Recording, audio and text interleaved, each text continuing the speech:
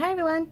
It's actually warming up. It's now negative 14 degrees here in the Chicagoland area, and I am spending the past 3 days actually home with my kids from school, and I've been doing some painting and some projects, and I thought it's not a stamp project, but I am using all Stampin' Up materials. So I thought, you know what, I'm just gonna make a video and show you what I'm up to, and I hope that you'll give it a try.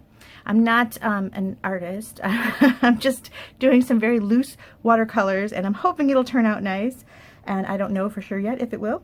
But I'm going to share with you. I received, I don't know if you've seen, I'm sure you have if you're a Stampin' Up person, but you've seen the current kind of logo on things. If you went to the November, I'm already looking forward to the April on stage event. Everything had this kind of beautiful watercolor floral on it. I love watercolor. I watercolor all the time, but I very rarely share it because it's not really stamping per se, but today I'm watercoloring with my Stampin' Up inks, and I thought I would show you the versatility of that and how well it looks and how pretty it can be. And so I'm kind of copying this new watercolor floral that I've seen on a lot of our products recently. This is on the new grid paper, which I use when I stamp. So that's underneath me, and I'm kind of using it as a reference. And then, you know, it's been on a few things. I got these new tool cases. They're real cute little tool cases. I'm going to use mine for my some of my watercolor pencils or things like that. And the aqua painters, I can put all that in here and have that in a case ready to go. A few things I'm using before I start. I'm painting with ink. So these are my ink pads. And this is the old style pad. You probably recognize it. And what you do is you just kind of squeeze the pad. There's enough give there, and so then ink goes into the lid, and then you can use that to paint as like a little mini palette, which is what I'm doing. And I love to do that. The newer pads don't squeeze like the older pads. Here's a newer one, for example. I squeezed it, and they don't really recommend squeezing it, but I love watercoloring with my ink pads, and I'm a kind of a fast stamper, so you barely get any ink on here. So what I'm going to do if I need to, so far I was able to get enough ink for what I want, but I bet I'll want more, is I'm just going to take my re-inker bottle and add a few drops to the lid, and you know, it'll be fine because it'll be the same color as my ink pad, so it's not going to harm my ink pad. These are water-based inks, so adding a little bit of water to your lid is not going to harm it, although you could, if you were worried, you could wipe it out before you close it. I'm not worried about that, so I'm going to leave it alone. My pads are all really messy like this. This is kind of a newer one, Mossy Meadow, and so it has not been used before until just now. Another thing I keep near me is my Stampin' Scrub.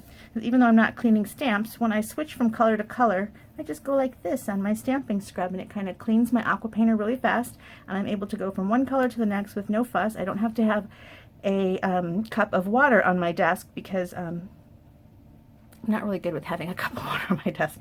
Sometimes I spill it. If it's in a coffee mug, I've accidentally drank it or put my dirty brush into my good coffee. So this is kind of a nice way to do it when I'm doing something with a quick ink and aqua painter painting.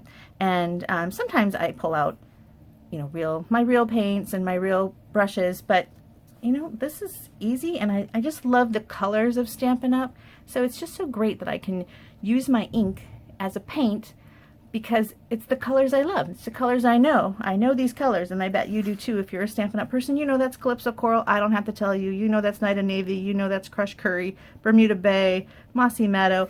I got out Old Olive too. I'm probably going to use that on some of the leaves. So anyway, I thought I would do a quick little thing. This is the lyrics to my daughter's favorite song. She said that one of her friends has a poster inside her locker that's supposed to be some kind of inspirational poster. I think it says something about be yourself. Unless you can be a unicorn, then be a unicorn. There's a picture of a really cute unicorn. I was going to do that, but her friend has that. And Jillian has this song as her backdrop on her computer, like the wallpaper, I think you call it. So I don't know who wrote the song. I hear it all the time, and yet I don't know who wrote it, so I can't give you the name of it. It's You Are Beloved, and I'm not quite sure who the singer is, the group. Anyway, it's her favorite. She sings it all the time. When it comes on the radio, we all have to be quiet. So it's really cute. So I have the lyrics to the chorus here, and then in really big lettering on top of this, I'm going to put you are beloved. So I will hopefully get to that. So I'm not going to paint this whole thing with you, but I thought I would do a few of the flowers just to give you an idea of how you can paint with your ink and how you can get some decent results. Now I printed this on my printer at home onto the Naturals white cardstock that was in the clearance rack a few weeks back. I snatched up several groups or several what do you call them, pads, or anyway, cardstock packs, that's the word I'm looking for. I grabbed several packs of the Naturals cardstock. I like it. It's really heavy. It takes watercolor. It won't take a lot of watercolor. You can't saturate this. It doesn't blend watercolor well, so I'm not going to do a lot of blending. I did it again on a piece of watercolor paper, and I'm going to do 2, and I'm going to see what I think is better. I think this is looking good. I'm going to do this because I was going to give it to somebody else, and so I'm going to try both with my ink. I'm just going to do a few florals with you on the video, and then at the very end I'll shut off the video, but I'll come back and show you my finished project, and you can see what you think. And then I will show you also on my blog. I'll have the watercolor paper one so you can see the difference. The difference is going to be that I'm going to be able to mix directly on the watercolor paper better. This dries so fast on this paper. It doesn't hold water. It just soaks right in, and the ink just goes right in, and it's done. You really can't do much with this once you put it down. So if you want to try some mixing, or you want a slower process, then use real watercolor paper. Okay, so I'm going with the flowers that are here in the background of my little Stampin' Grid pad, and I'll do another one of these little coral. Clean my brush. Here's my Calypso coral, and I'm just going to, for this one, it's real simple. We're just going to, let's see, I'm going to try to just kind of make swoops going in. That's it. And then you're going to let it dry for a minute. So this one's dry, and I'm going to then go back on top of that one. And when I add another layer, it'll give some darkness because, you know, it's got 2 layers of color. If I did it right away on this one, it would just blend together and you wouldn't get that tone. So that's all I did for that flower. And then for the bottom of it, I'm going to kind of do the opposite. I'm just going to make the strokes go that way. And that's it. And then eventually I'm going to add a lot of leaves. You'll see that at the end. Okay, now for this little guy, which is here, it's kind of the same thing. I don't know where I want him. I think I'm just going to put him over here for now, like he's coming out of the back of here. Same idea.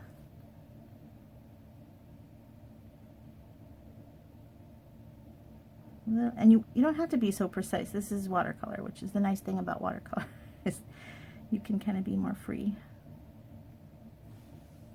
This is Bermuda Bay.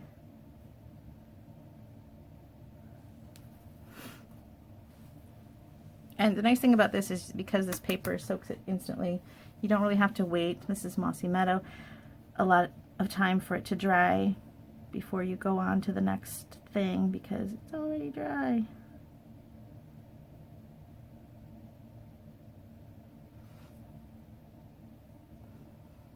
And with watercolor, loose is fine. So you don't have to be an expert. So that's a tiny one. Now let's go on to this giant blue flower. I'm using the bigger aqua painter. When you buy aqua painters, they come 2 in a pack, and one has a bigger brush head than the other. I'm going to use the biggest one. I'm going to get a lot of navy. I'm going to drip a little bit of water. Maybe we'll go up here.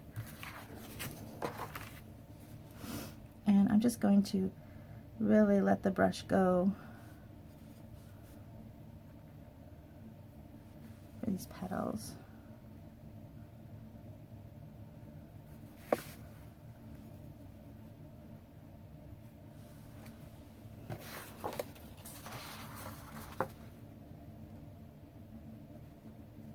And now I like to, while it's still a little wet, go back in and dab some more color, and that way you've got those, like I say, just kind of bleeds around, and you've got those deep, rich areas.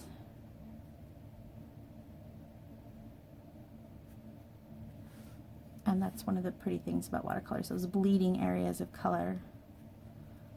Now they do a great job here with that, and again, this paper is not meant for watercolor, so it's not going to have the major different bleeding tones of color, but it's still going to do a good job. So that's this one here. See, I've got different tones of water. You just go back in and touch. Now I've got maybe too harsh of a line there. You can go back in and touch it again for a little bit. You can play with that, and if you want to go back in again, add even more depth of color, you can. Okay. The center is crushed curry, and I'm just going to kind of dapple it in. So I've got darks and lights. Sometimes it's pretty actually to make it bleed into the blue. I don't really want that look today, so I'm not going to do that.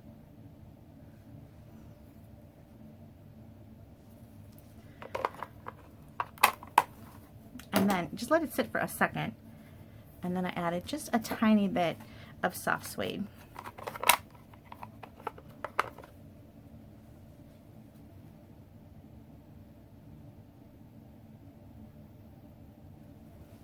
That's it. Alright, so obviously mine does not look like this. This was painted by a professional, but I think this is going to be good when I'm done, and I'm going to do some leaves now.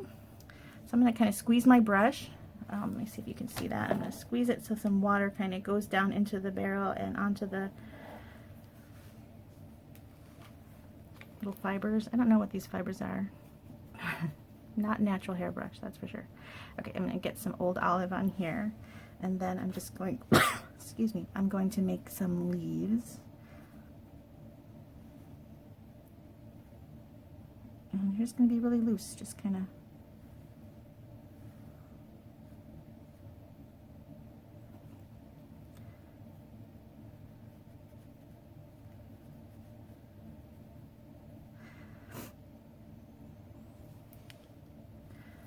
I'm going to do some lighter ones in the background like they did here, and then I'll go back and add these really dark ones. This is Old Olive, and then I'm going to add these dark ones in Mellow Moss once these have dried more. And I'm going to go and fill flowers in all the way around. Well, we're going to see. I might do just a few at the top and then fill in more at the bottom.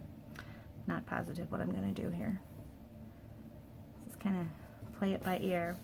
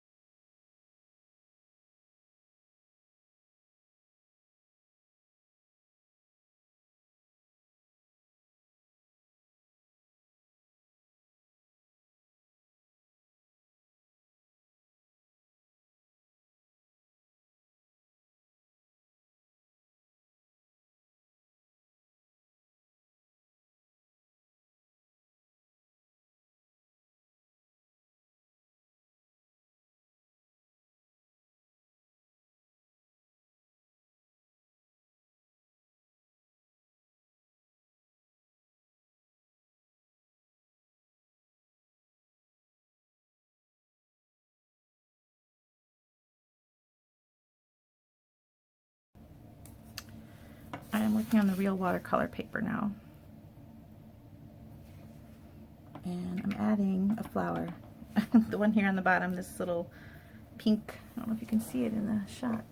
This little pink one down here. And I think this time I'm going to work on the big flowers. I'm not sure what this one might be. It might be a peony. I'm going to make little marks like this.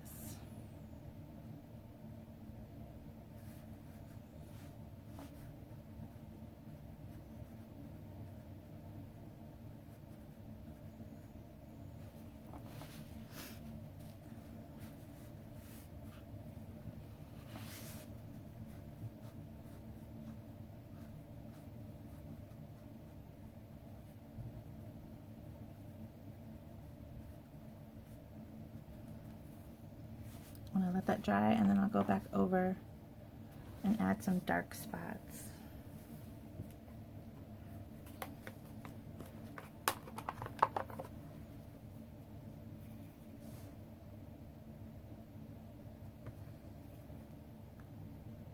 That was Petal Pink, by the way. This is Crushed Curry.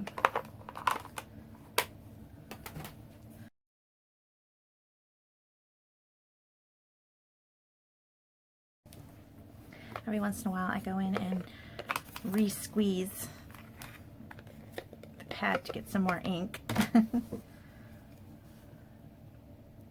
Now this is the watercolor paper, so it's going to take watercolor better than the other paper. I can drop some more ink in over and over again. Now since I paint with my inks, I probably go through more ink than a lot of demonstrators, but that's okay. They sell the little re-inkers pretty inexpensively, and they go, I mean, I don't buy a ton.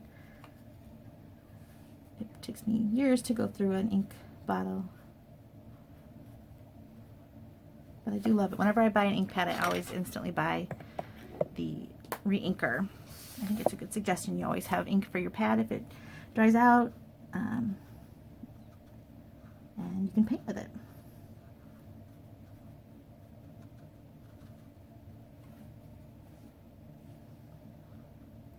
I don't want these to be too round. I'm trying to unround them now.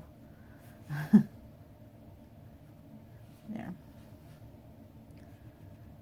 I love when the paper is really wet, the bleed you get from the watercolor paper. It's really fun. Just adding some more dark to this one. The colors really soak in to the watercolor paper more so than the regular paper, so it's you want to get darker, richer colors. You can not use so much water, and even add more as you go. Alright, I'm going to go back and add some of this Petal Pink.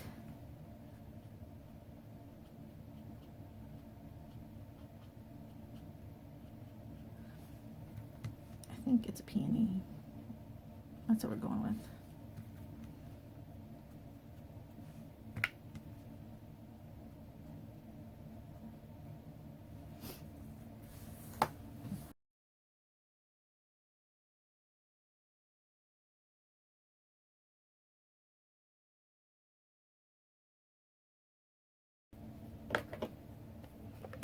Okay, add some of the little Bermuda bays.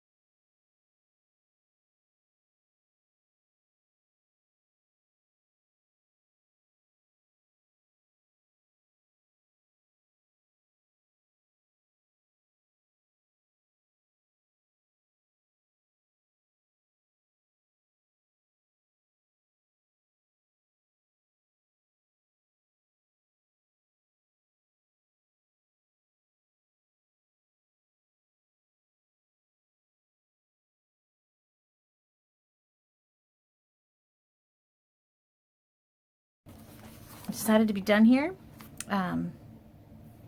It's not perfect, and you know, I'm just an amateur.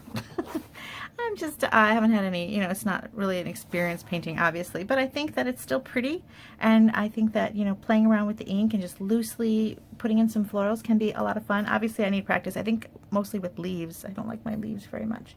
But anyway, it's really fun, and I think that, you know, you could get out your inks and your little aqua painters and just try making some pretty loose florals. I'm going to add my words on top and see how that looks. Hopefully it won't ruin everything. and then I'll show you how that looks.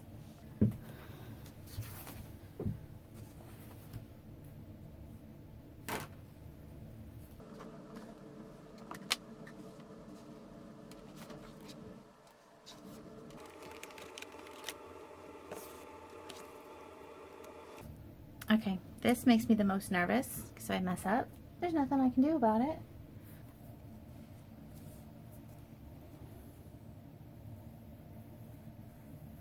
You know, I was going to go over it lightly with pencil, but I think I'm not.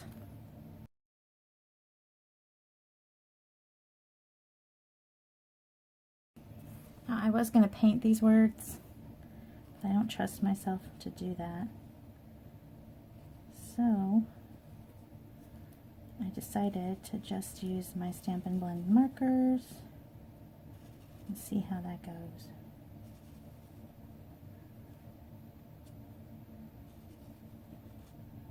So far, so good.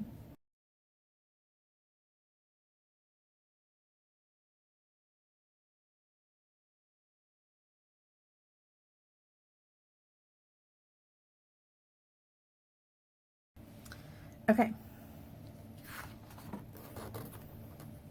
I got this light box just the other day specifically for this project. Kind of funny, but it was only $19, so. I have an old Stampin' Up light box here. Does anybody else have one of those? It was like really big and square. I still have it, but I wanted this little skinny light one. Okay, there is my project. I'm going to do the other one as well. I have my daughter to give one to, and this other person who I know needs a little hug from afar. That's going to get this one. And I hope you like it. I think it's kind of fun. If you want to know how I did this text in the circle, that's from our old, do you remember Stampin' Up used to sell a digital program called My Digital Studio, and you could do a text box and then you can make the text box into different shapes? That's what that's from. I still use that program, only now it's called My Memory Suite. Stampin' Up discontinued it, but the company that made it for us has their version still available, and so I use that. There's a link to that on my blog if you want to see that. It's, you know, I use it for flyers and things like that. It's, you know, just how I do text in a box. I don't know how to do text in a box another way because I'm not very computer advanced, so I still do it the old way. But probably you all know how to do text in a shape better than I do on all kinds of programs, so I'm just going to stick with what I know. Anyway, this is my fun little project for today on this cold Chicago day. I hope that you like it. I hope that you'll get out your ink and just paint with it and have fun. Thanks so much for watching. Bye.